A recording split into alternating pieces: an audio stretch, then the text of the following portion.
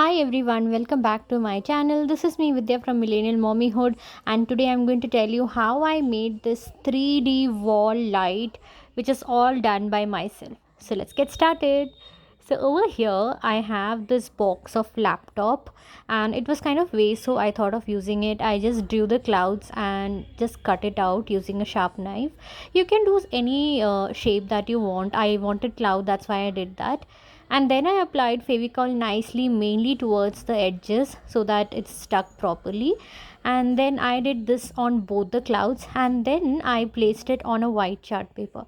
If you want, you can use any kind of thing. You can even use fur cloth, that'll look nice, or you can even stick cotton balls on top of it. But being in Bangalore, it's like a dirt magnet, and if I use anything other than chart paper, that will become dirty in just a couple of days. After that, you just need to cut it out, and to give a bit of depth, I have colored just light blue towards the edges. So I'm using oil pastel colors here. You can use anything that you want. If you want, you can dab some water paint also, that will also look nice. But this was something which I thought to do, and here's my little one helping me out. And once this is done, I'm just blending it with my fingers because that makes it look more blended. And then I'm sticking these fairy lights. You can easily get them on Amazon. I can provide the link over here.